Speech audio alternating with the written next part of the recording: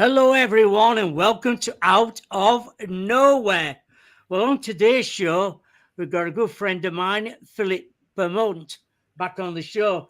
We're going to talk about his new book, The Ancient Power of Crystals History, Legends, and the Healing Practices from Around the World.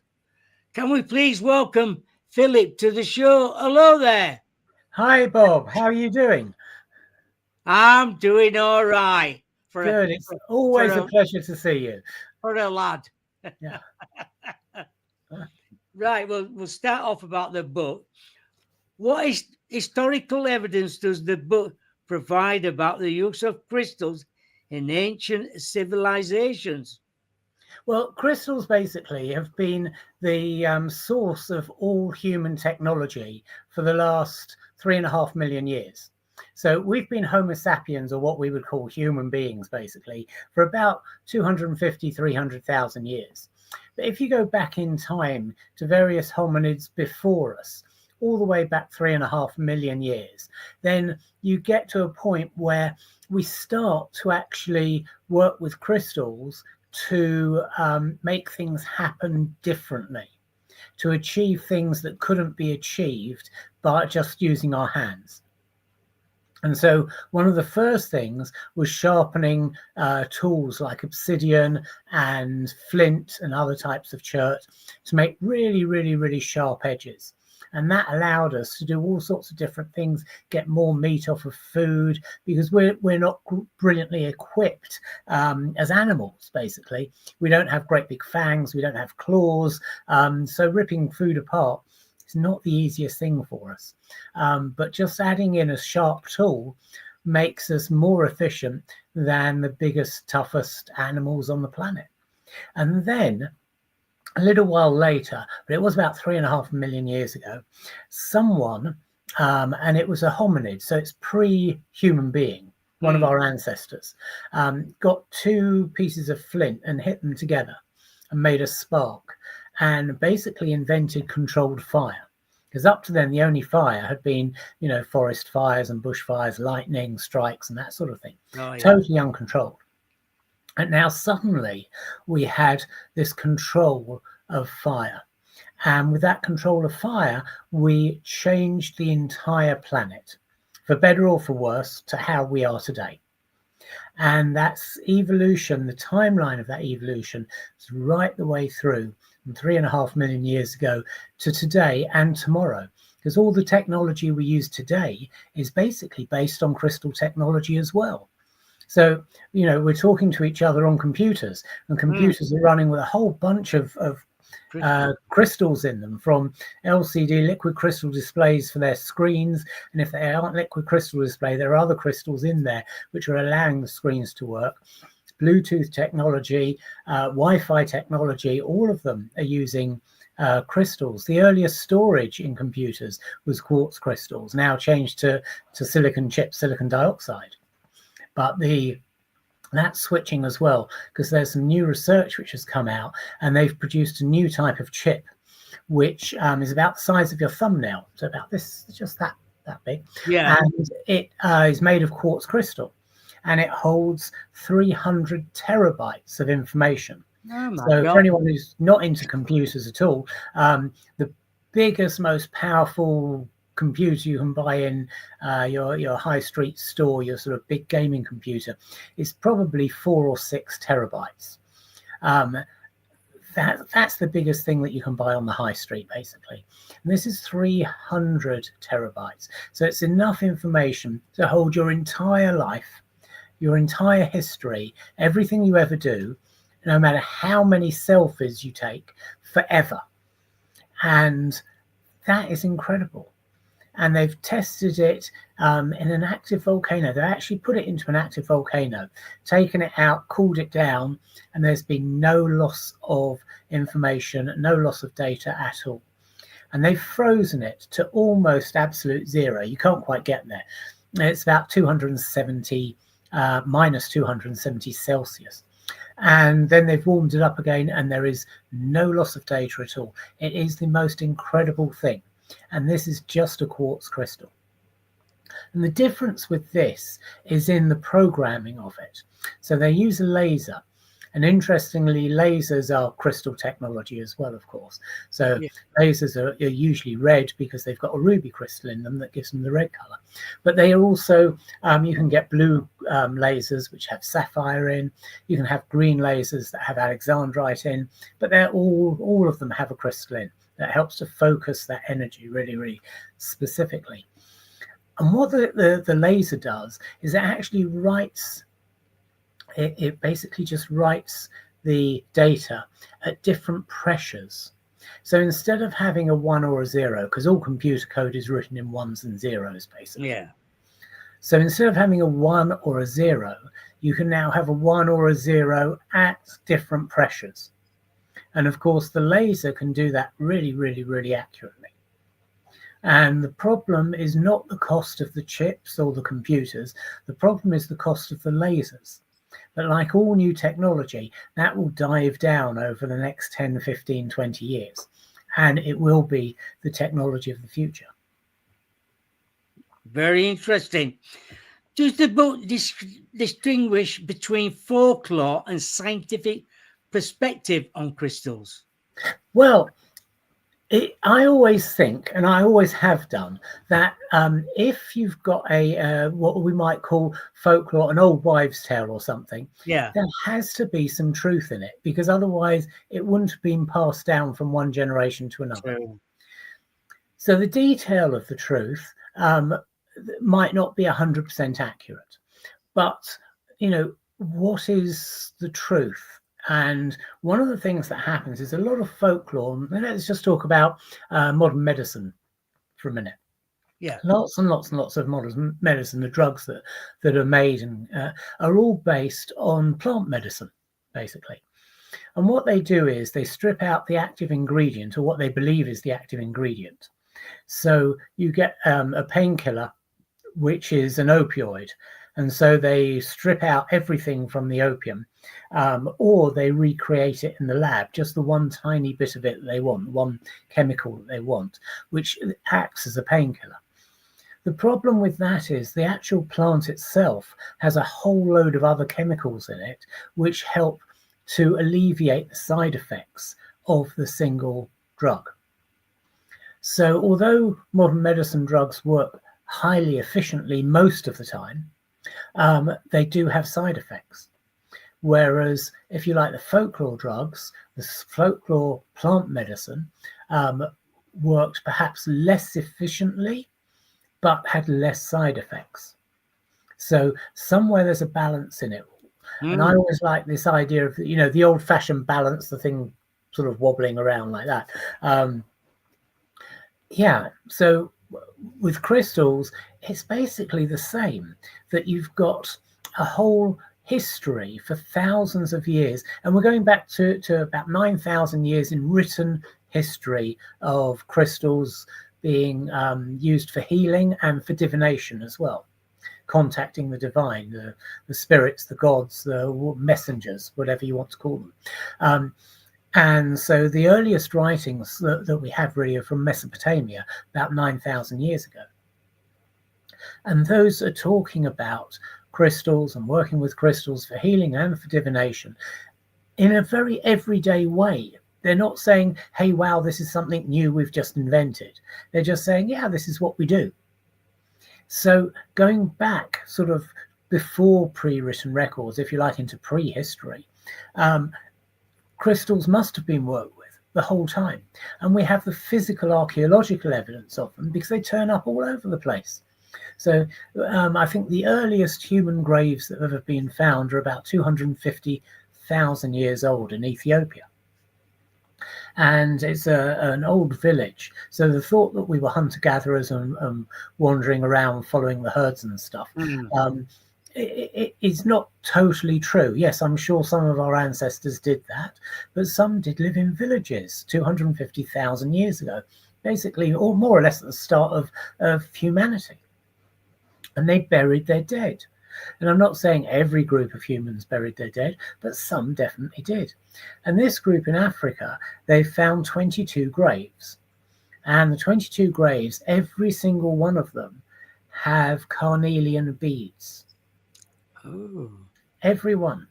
So there must have been some connection to carnelian, and the idea that carnelian had something to do with an afterlife, or protecting someone on their journey to the next world, or helping them in some way.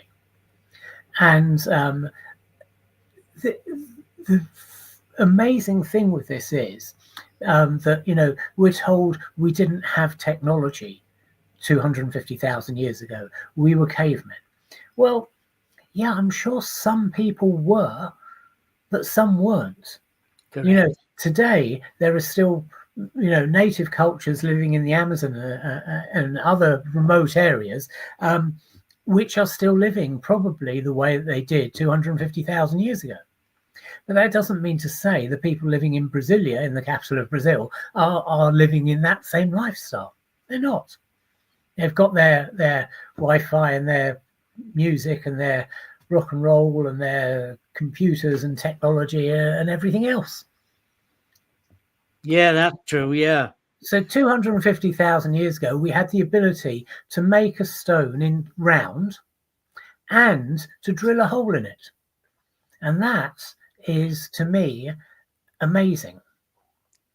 I think it is as well, all them years ago. About the crystals themselves, which crystals are described as having the strongest healing properties? Well, I always think the best place to start with that is quartz crystal. And quartz crystal, the thing about quartz, every crystal healer who gets stuck with anything ever always goes to quartz crystal. Funnily enough, I've got one sitting here. If I can get it the right way around. Yeah, There we go. And this is a Lemurian crystal. And there's a chapter in the book actually about Lemuria and Lemurian crystals. And I really, really like Lemurian crystals. They seem to have an extra bit of power, an extra bit of energy. I'm trying to talk to you and keep this vaguely in the picture at the same time. And it's really complicated, isn't it? Yeah, we can see it. Yeah, but well, let's go that way. That's it. But they're really, I love them. They're really amazing. And if I can, I might be able to do this. I might not. Let's just see. But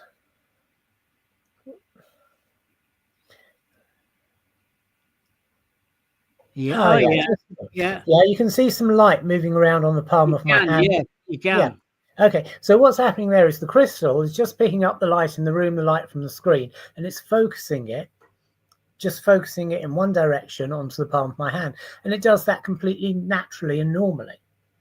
And there's just about every single religion, every tradition, everyone around the world has described at some point in time humans, us, Homo sapiens, people, as being beings of light, or that we come from the light, or we go back to the light, or something to do with light. And that actually was thought of to be a really nice story and sort of scientifically until quite recently with quantum physics, actually, in the development of quantum physics the last 50 years or so. Yeah. It's really come to light, that's an interesting phrase as well, isn't it? But it's really come to light that we are actually made of light. Everything's made of light. Right. And so, everything's made of photons of light. You are, I am, the computer is, the Wi-Fi waves going through the air that's connecting us. Everything is just made of light one way or another. So and you can see the crystal could just focus light because you saw that yourself. And if a crystal can do that, and there's a bit of you that's not well, then you're made of light, that if you can put a bit more light there, then surely it must be obvious that you would get better. And and so whenever any crystal healer gets stuck, quartz crystal is the answer, basically. So the most powerful crystal, well, I love Lemurian crystals, Lemurian quartz crystals. This one's from Colombia, but they also come from Brazil and Russia as well. And some people say the Tibetan crystals might be Lemurian as well. But yeah, I would go for these if you want one. Right. Oh, Rebecca's got a question for you here. Yeah. Hi, Philip. I have a beautiful selenite tower. I keep it by me when working. What do you recommend for cleansing and how often? Thank you. Well, Rebecca, I would firstly, I would, if it's there the whole time and you're working when you're working, I would be cleansing it every day. I'm not sure what sort of work you do, but whatever you do, you probably have interactions either with people or machines, both of which can be really frustrating at times, and it's going to pick up stuff from you. There's always an exchange of energy. You can't make energy, you can't create it, you can't destroy it. So if the crystal's giving you, for want of any better phrase, good stuff, and it's taking away from you stuff that you don't need, it's picking that up. And so the cleansing process is getting rid of that. With selenite, you probably don't want to put it under running water, which you can do with lots of crystals, but not with selenite. And the reason for that is that selenite is, I'm just having a look actually, see if I've got some right here actually. Okay, so this is a selenite wand, and you can probably just about see that it's made up of lots and lots of little, very, very fine individual crystals along its length. And it isn't one solid crystal. So like the quartz is one solid crystal. That's right. Whereas this is made up of loads and loads and, sorry, still having problems with it, but loads of crystals. They're all packed together, really, really close together. So if it's formed absolutely perfectly, then you can put it underwater, nothing will happen. But the chances are very high that it's got small gaps in that structure. And so if you get water into them, it's going to split it apart. And so it won't actually damage the selenite crystals, but it will break the one item that you have, your selenite tower. So I wouldn't go for water. Things which are really helpful, sound is absolutely wonderful. So I like tinctures. I'm just having a look if there are some really handy, but there aren't in this room. But any of the sort of spiritual sound making instruments are great. Tinctures, you can use bowls. Tinctures are the best thing really. But you could also drums, anything that creates a vibration, a big vibration. Clapping. Yeah, anything that creates that vibration is really, really good for cleansing crystals. And the other thing to remember as well is keeping it clean, keeping it dust free. And crystals also work by having an electrical charge. And if you get dust sticking to a crystal, it sticks to it by an electrostatic charge. So it changes what the crystal's doing in an electrical way. So yeah, do keep it dust free. Remember, give it a brush as well. Right there. Yeah, she's taken one of my. You've just spoken about something there. Are there specific rituals or practices recommended for using crystals in daily life? Oh yes, loads and loads. We can go anywhere with that. Where should we? So one thing that I love is the idea of protection, protecting your energy. And so people think of the idea of psychic protection being this thing of psychic attack and various witches and warlocks and whatever else sending bad stuff to you. And I'm not talking about that at all, because that doesn't actually happen to many people very often. But what does happen is that, like Rebecca, when she's sitting next to her crystal, working with the crystal, doing her work, the crystal's picking up the stuff from her she doesn't need. And we do that the whole time when we meet someone. But we don't even have to talk to them. We can walk past someone in the street and there's an interaction of energy between us and them. And, you know, we've all had this thing where you walk past someone in the street and you might think, oh, I don't want to be anywhere near you. And you sort of walk away and cross the road. Or you might say, wow, who was that? As you walk past. And you're reacting to their energy. So you are picking up a little bit of that energy, and you do from everyone you meet. And people that you're working with closely, you know, if you're working in an office or something and someone in the office has got an issue at home or whatever, or they're stressed with something, you're going to pick up that energy. So clearing that, getting rid of it is great. One of the things that I love, the crystal, my go-to crystal is tourmaline. So I've got some on here. Yeah, that one. I don't know if you Yeah. can see that. Yeah. So tourmaline is my go-to crystal for protection, and it's super powerful. It just acts as a shield basically around you and keeps the negative stuff away. Yeah, great one that is. How were crystals used in ancient Egypt, Greece, or in indigenous traditions, according to the book? Wow, that goes a massive question. Okay, we go all over the place. Egypt actually is a fascinating place, and we might go somewhere else with this if it's okay with you, Bob. I know you don't mind where That's we go with fine. this. No, I don't mind. So a couple of things. There are things like lapis lazuli, which comes from Afghanistan. That was used quite extensively in Egypt. Malachite, which comes from further south in Africa around the sort of Congo area. That was used extensively in Egypt. And both of those they used to grind up into powder, and they used to use for makeup, for eye makeup. Oh, And lapis lazuli helps you to see clearer. So by that, they're actually talking about your third eye and your psychic sight and helping you to see things clearer. But it also works for meditation or healing or anything basically that you need to see. You need to have some clarity in your life about thoughts, ideas, creativity, things. And malachite's really, really good for relaxing and sleep. At the end of the day, put a piece of malachite under your pillow. Really, really good for sleep. And crystals just pop up all over the hieroglyphic writings of ancient Egypt. But Egypt brings us to the idea of how old is civilization. And that for me is this a really, really major thing, because we have a weird point in human history, which is about 10,000 years ago, where our modern world began. But our modern world didn't begin in a normal way. So a normal way of something would be someone builds a mud hut, and then someone else thinks, oh, I can do this a bit better, and makes it a brick hut. And then someone else thinks, oh, I can do this a bit better, and so makes a bigger brick building.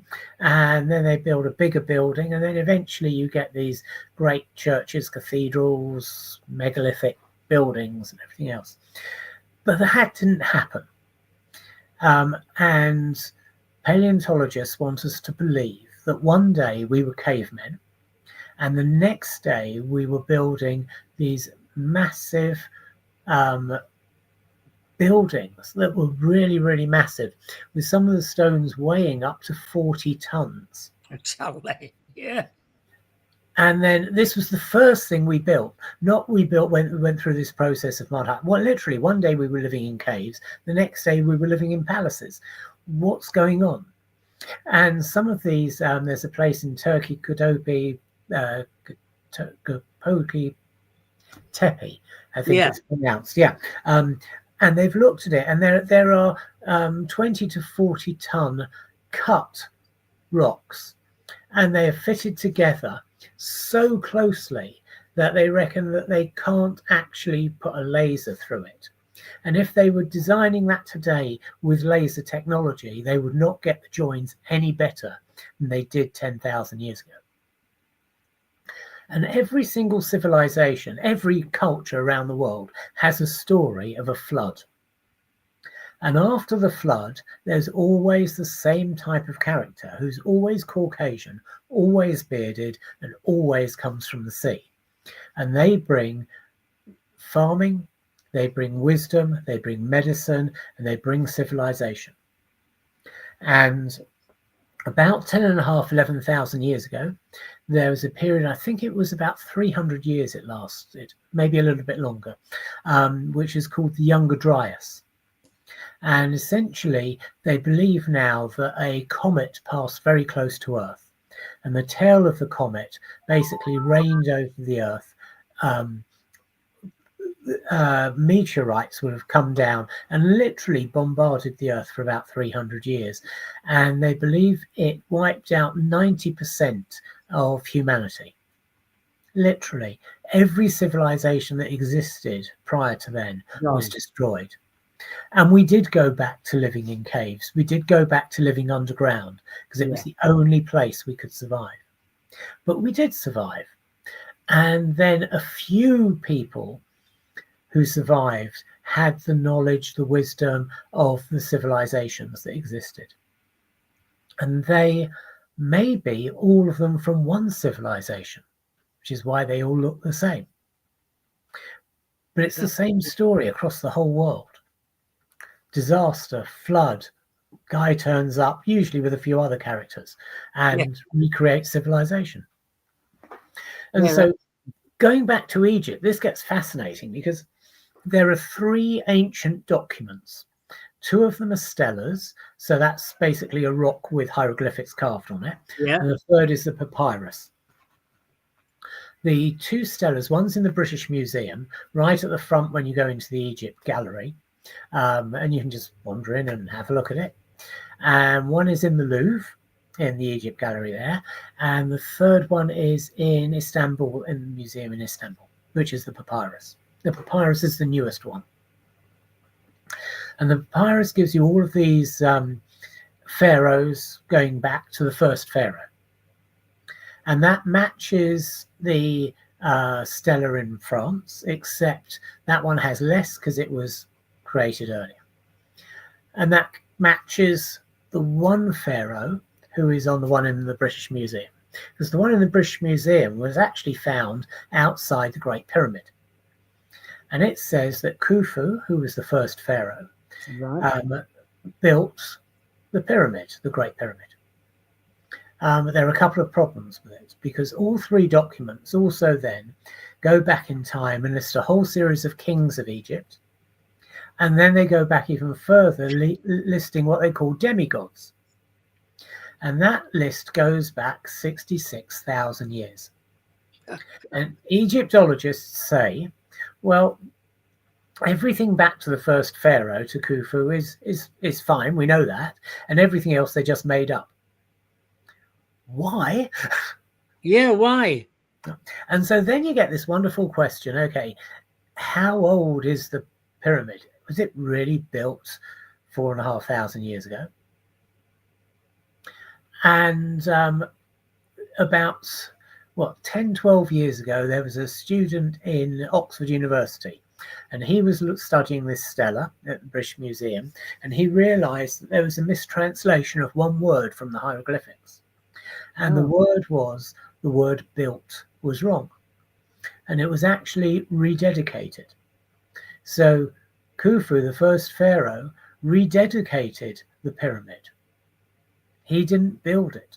It was already there. It was already standing. It had gone into disuse. And he cleaned it up, gave it a fresh coat of paint, and dedicated it to his god, Ra, I think it was. Or was that Osiris? One of them anyway. So, it must have been Isis and Osiris. And there we have we don't know how old it is. And then you get what most people agree, most archaeological sort of people agree, is the oldest man-made thing on the planet, which is the Sphinx, also in Egypt, also on the Giza Plateau. And there was I've forgotten his name, but there was a American tourist who was there in Egypt, literally just being a tourist looking around, saw the Sphinx. And he just so happened to be one of the world's experts on precipitation and erosion from rain. And he looked at it and realized that the damage to the Sphinx is all caused by erosion from rainfall, not from sand, storms or whatever, but specifically from rainfall. It all goes from the top down. And he worked out how much rain was needed to actually do it and for how long. And the last time it rained sufficiently in Egypt to cause that much precipitative damage to the Sphinx was 33,000 years ago. Oh, right. So we have no evidence whatsoever of when it was built.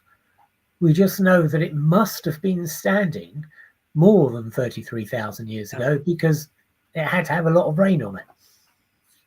So you get into this whole thing of ancient civilizations. How ancient are they? There are thoughts of some like Atlantis that we're pretty sure aren't actually that old in sort of general history, maybe around 7,000 BC. We've got this amazing story of that Plato wrote about Atlantis, which gives us the history of Atlantis. And Plato is supposed to be the second cleverest person who's ever lived.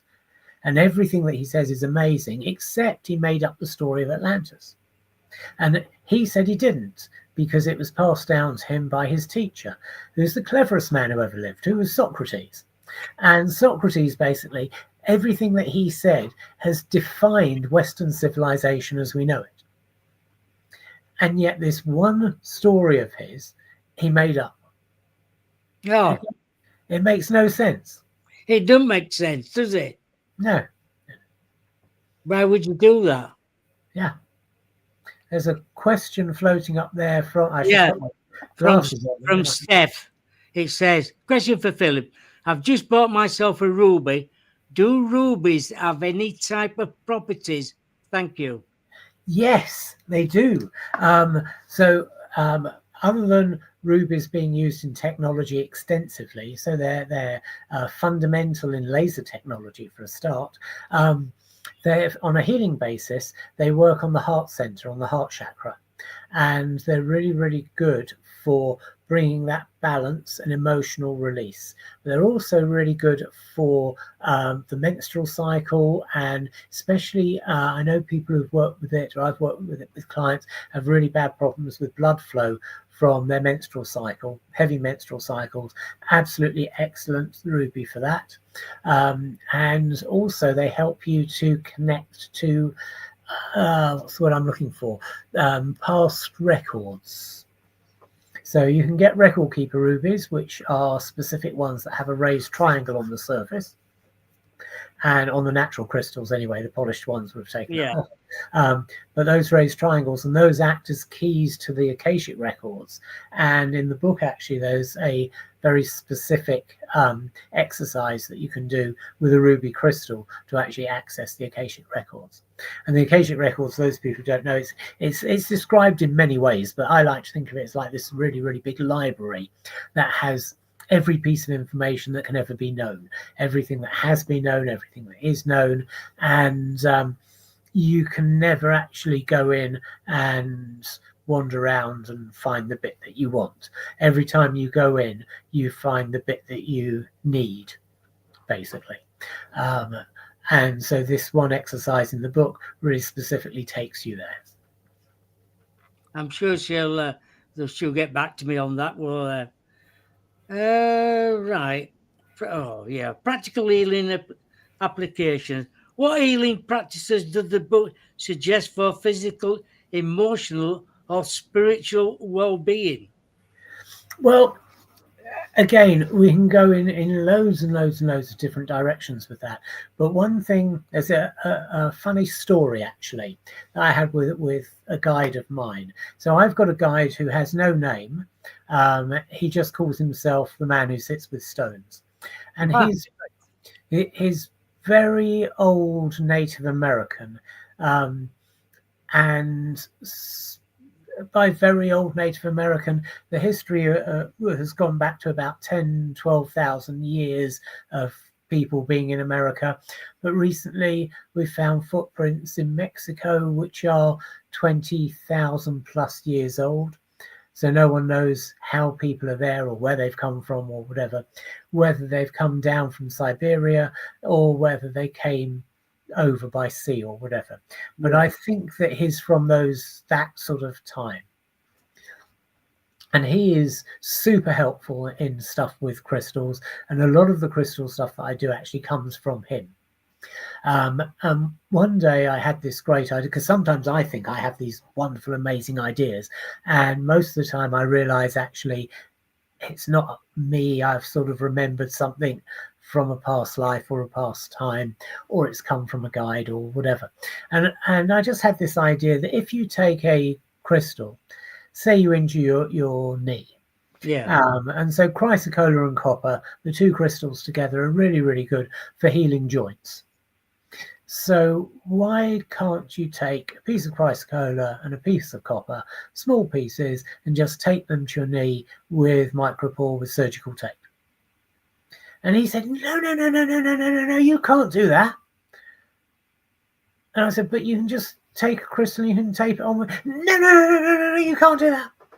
Oh, and then he said, you've got to take this soft fur like a rabbit and you wrap it around the crystal. And then you put in some moss, which helps to make sure there's no infection. And then you get a soft leather like goat skin, so we'd call it chamois. Yeah. And then you tie that round like that.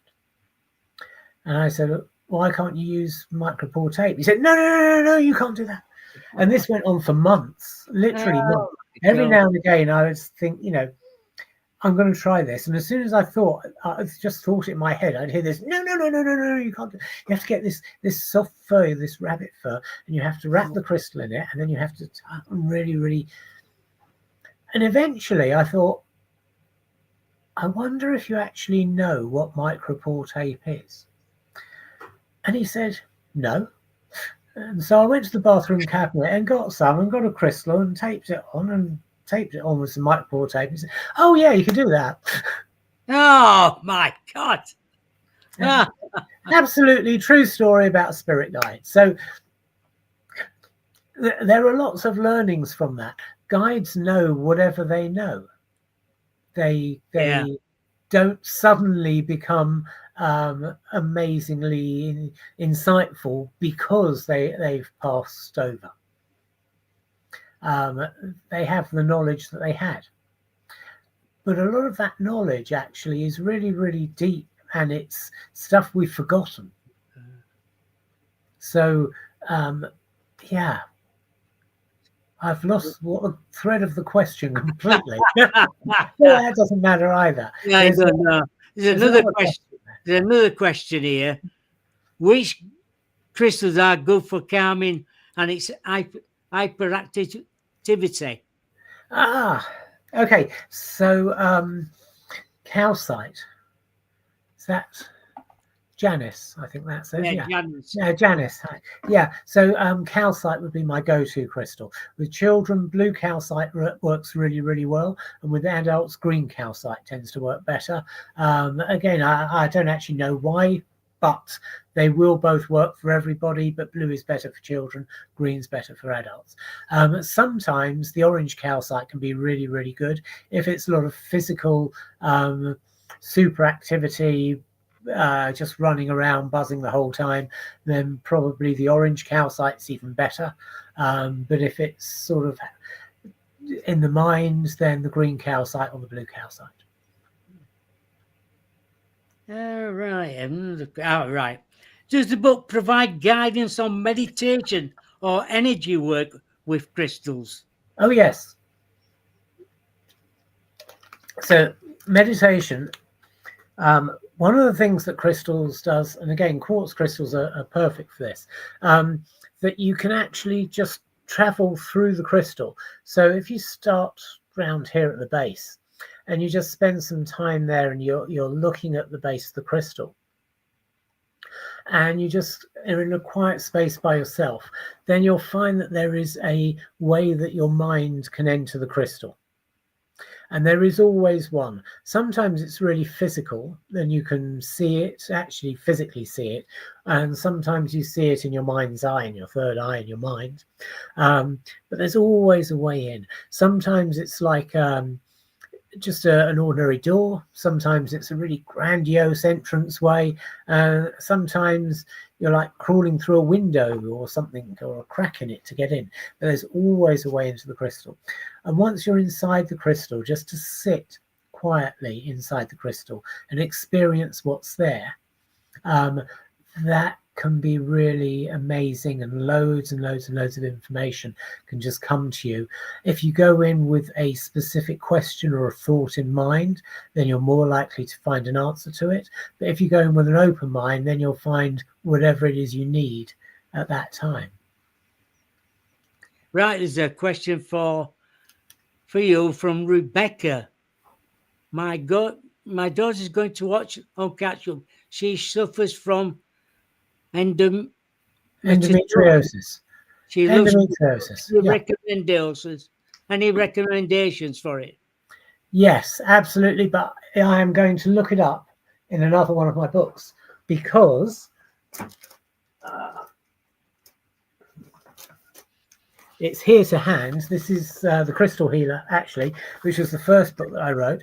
And I've treated several people in the past with endometriosis, but I haven't treated anyone recently. Right.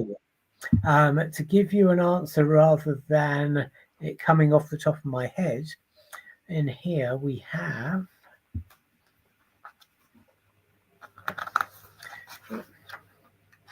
so in the back of this book are a whole load of prescriptions, and here we go. We have, I don't know if that's the right way around or the wrong way around for you, but we It's have that here, way around, but we can't see it. We can't see the. okay, it's We'd have to be right close anyway, up. endometriosis. Jade is the crystal, and so with all crystal healing, what you need to do is you need it with you the whole time. So Rebecca asked your daughter to keep the crystal with her 24/7, literally 24/7. She can keep it in her bra or a pocket or wherever, under a pillow at night or next to the bed on a nightstand or table or whatever, but literally the whole time. Because even when she doesn't need it and she's feeling okay, it's still working and helps things not flare up, basically. When she does need it, if she has any discomfort or pain, then actually hold the crystal to that area. If she can, to the skin, exactly if she can, to the center of where the pain is. Right. I'm sure she will get back to us.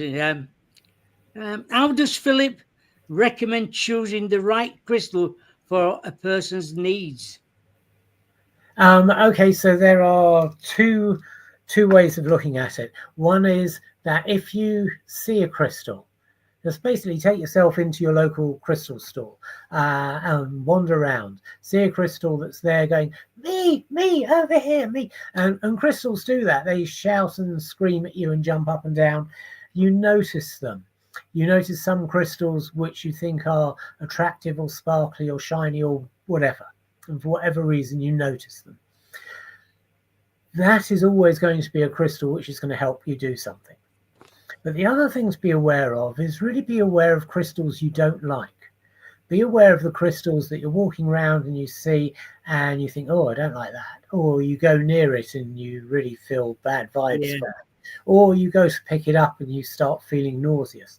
Those crystals are the real life changers because they're touching something deep down inside you that you don't want to look at.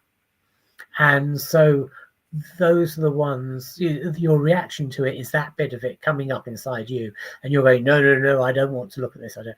And so when you work with those crystals, they're not a comfortable journey, but they are the ones which will actually deal with those deep down things. The crystals you like, that you're drawn to, those are going to help you with stuff that you want to do and you're trying to do. Right. Janice just brought something here. I'll just put this up. Putting aside the cause of autism aside, do you think there are the cleverness? I wonder what, could you give anything for autism then? Any crystals? What could help?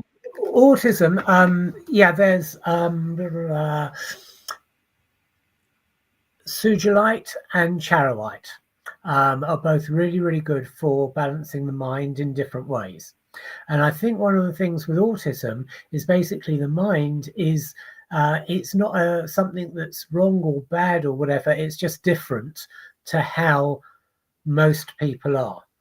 And people with autism see the world generally differently and react to it differently to how we consider, I'm going to put this word in big inverted commas because I hate it, but normal, whatever that might be. And so both charoite and sugilite can help them see things in perhaps a way that other people do. Right. Very good indeed is that one. Yeah, I like that. Anybody else got any questions? Didn't finish the question. Oh, oops. Oh, right. I don't think she finished. She might get back to us, Janice, again Okay. about something else. Okay. So one of the things I was going to just basically throw the idea out there about technology and what happens tomorrow. And the last chapter in the book, so my new book, of course, which is The Ancient Power of Yeah. So the last chapter in this looks at tomorrow. And I had a lot of discussions with my publishers about this, because when I wrote the chapter originally, I put in the names of 10 companies that exist. And those 10 companies control, either directly or a lot of it is through subsidiaries and other companies that they own or own majority shares in, probably 80% of stuff that happens on the planet.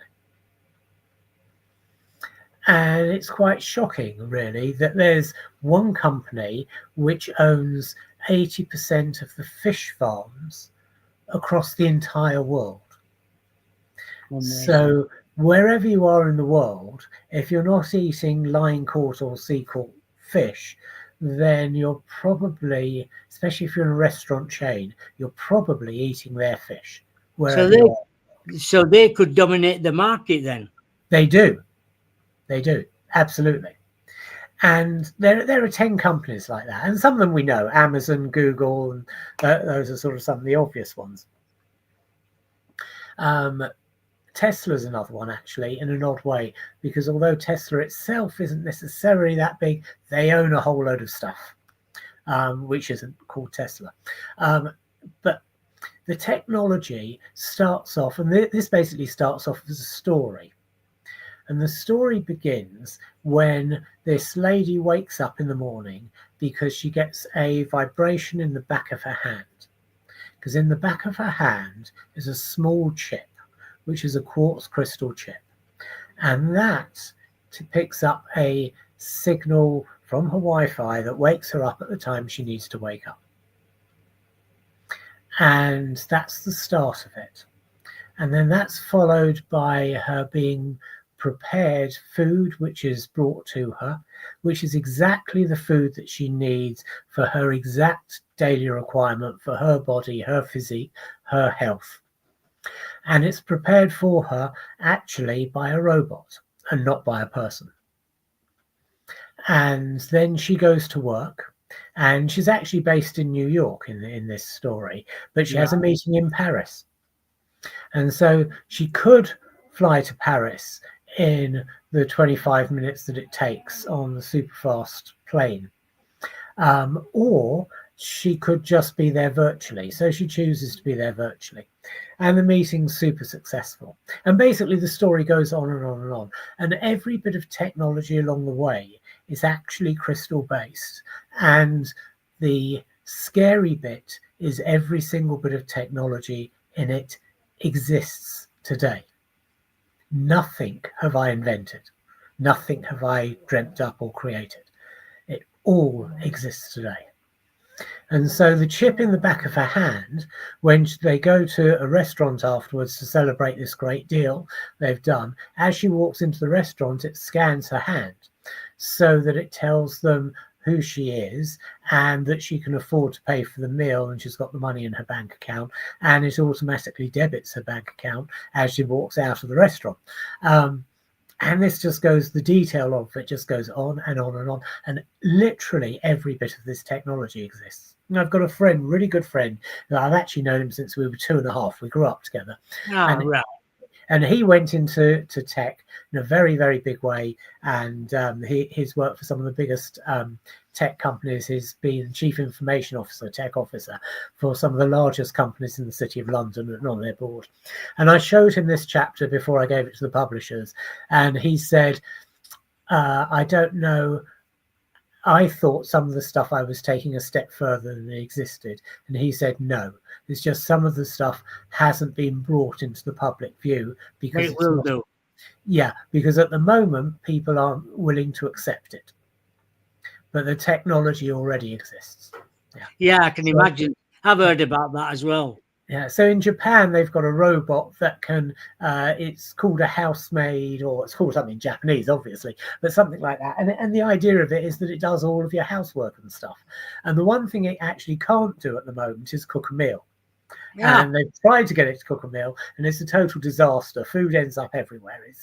But then you've got other robots which work in Japanese restaurants and do actually cook, but they can only cook a specific meal. So there's one that will cook burgers, and it cooks burgers absolutely perfectly every single time.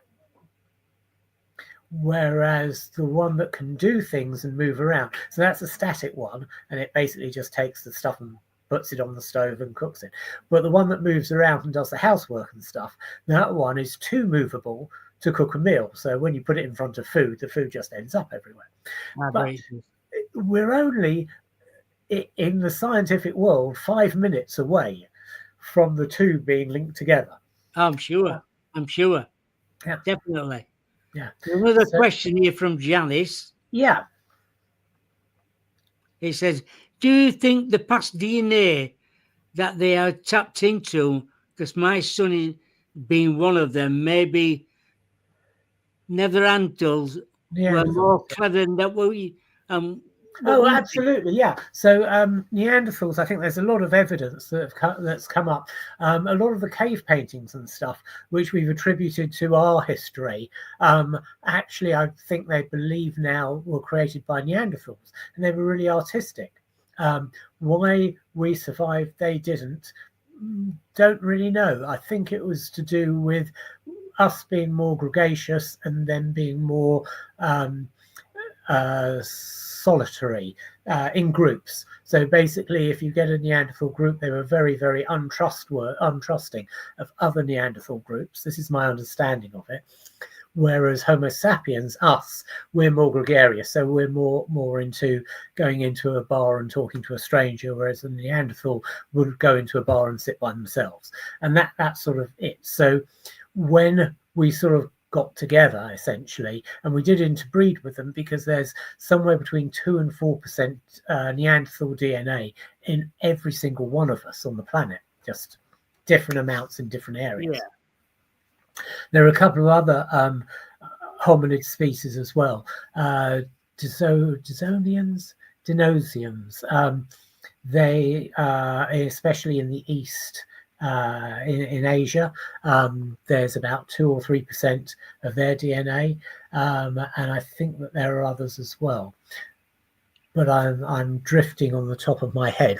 But anyway, so DNA is really fascinating, because if you look at the where DNA actually comes from, and this is fascinating as well. So the very, very first DNA on this planet was in something called catlinite, which is a type of crystalline mineral. It doesn't actually crystallize solidly, it's cryptocrystalline, so it's like a massive thing rather than one of those. So you get crystals which are perfect geometric shapes, and you get cryptocrystalline rocks, basically. So catlinite is a type of clay rock thing, and that is the first place DNA ever formed. So we're all actually literally evolved and descended from a rock, if you think of it like that. Yeah. Because without that DNA, we're not here. And that's amazingly simple and slightly weird, but yeah. So so I'm going to go back to the original question. So about DNA. Yeah, DNA and Neanderthals. Yeah, Neanderthals are supposed to be really artistic and very intelligent, just don't relate to other people who aren't Neanderthals in the same way that we relate to other people. Janice would just say that as well in chat room. She said that's what she's got. Her DNA is that. Yeah, yeah, and we all have a bit of it. Which bit? Who knows? Varies. Yeah.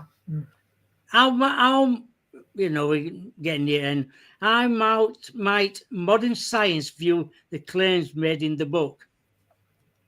Sorry, say that again, Bob. How might modern science view the claims made in your book?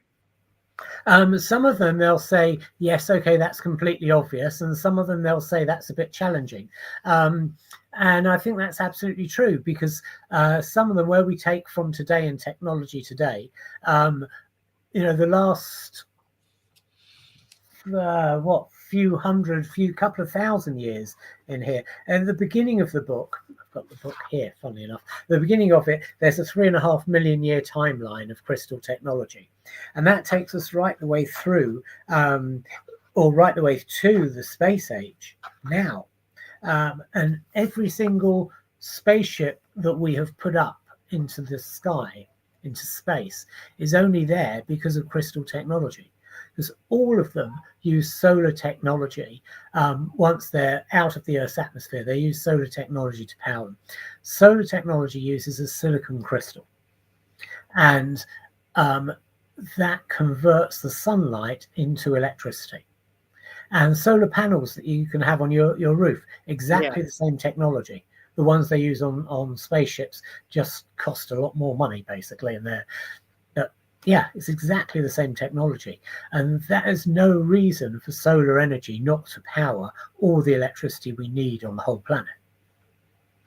Right. Makes you wonder, doesn't it? Yeah, totally. So which bits are which? Is a Aztec shaman or an Incan shaman who's doing a human sacrifice and using their obsidian knife to really carefully cut out a human heart so that they can offer it to their god. That technology is exactly the same as a plastic surgeon who uses an obsidian blade, because the obsidian can be sharpened more. It can just be sharpened finer, that's the word I'm looking for, than surgical steel. So the finest surgical blades today are made from obsidian, the same thing we were making them from 1,000 years ago. Amazing. Yeah, we nearly come to the end of the show. What you got planned for the future? Wow, there's a good one. So I'm at the moment, actually, I'm importing a massive amount of black tourmaline crystals, which are coming over from India, and they should be here in the next couple of weeks, which will be great fun, and that will occupy me for a bit. And then I'm off to Tucson, to the gem show in Tucson, which is always amazing. That's the biggest gem show in the world. And I'm going to do some book signings there and a couple of workshops. But the last sort of week or so has been totally crazy with the book coming out. And tomorrow night I'm in Essex, in Fobbing in Essex. I'm doing a workshop there. Next week I'm in Oaklands in where is it? Near Enfield in North London. Right. It's Tuesday. It must be Halifax. Yeah. It's like a continuous tour at the moment, and I've got workshops which are going on the whole time in St Albans as well, and of course my crystal showroom in St Albans. So anyone can check out the website, of course, which is thecrystalhealer.co.uk, or if you're in America, it's .co.uk. And there's also an American website, because I tour in America as well, do workshops there, and that one is crystalsusa.com. So if you are in America, just check that. There's not a lot on there at the moment, but we're planning a tour at the moment for September next year. The details of Tucson will be on there in the next week or so, actually, as well, the workshops that I'm doing there. But September I'll be doing a tour in America, and so far we've got Pennsylvania and South Carolina, which are already booked in for that. Oh, brilliant. And where can you get your book? My book, well, you can get it from me, from my website, which is, again, thecrystalhealer.co.uk, or you can get it from Amazon, or if you're in the UK, Waterstones, if you're in America, Barnes & Noble, if you're anywhere in the world, from any good bookshop in the English-speaking world, basically, or any good crystal shop. I love that. Yeah. Yes, but it's always fascinating talking to you about crystals. I find it very enthralling, and you learn something every time you come on. Yeah, I love talking to you because you come up with these questions that no one else asks. And Rebecca's just said, thank you for your time, Philip. Really interesting, and thank you. You're most welcome, Rebecca. So it's nice when you get questions from the chat room as well. Absolutely, yes. Yeah. Yes, so Sorry, thank I was going to you. say, what are you doing next, Bob? I'm going to write a book about Men in Black. Ah, brilliant. I've started writing. I'm about 100 pages in, something like that. So there's an interesting thing. Let's just end with that, because I can go back in time and say, like with the Sphinx, you can say it's the oldest standing thing that still exists on the planet. And there is no reason not to believe a human earthbound civilization made it. But there's also no reason to believe not to believe that an alien civilization made it. Correct. Absolutely spot on there. We have the honest answer to everything is we have no idea of anything that happened before 10,000 years ago on this planet. We only have artifacts. We guess that. That's so true as well. Yeah. It is. We just don't know. I know the Men in Black have been going around thousands of years. There's been people dressed in black. That'd be fascinating. I'm looking forward to reading that. Yes. Well, thank you again. It's been You're very lovely welcome. as always. Yes. I'm sure you travel all over the world anyway. Yeah. But enjoy your talks, what you do, carry on what you're doing, because there's people out there what rely on these crystals to open every day in life. Absolutely. And thank you very much for having me again, Bob. And hopefully I will see you again not too far in the future. I'm sure sometime in the new year. Lovely. Thank you. I'll just finish this up.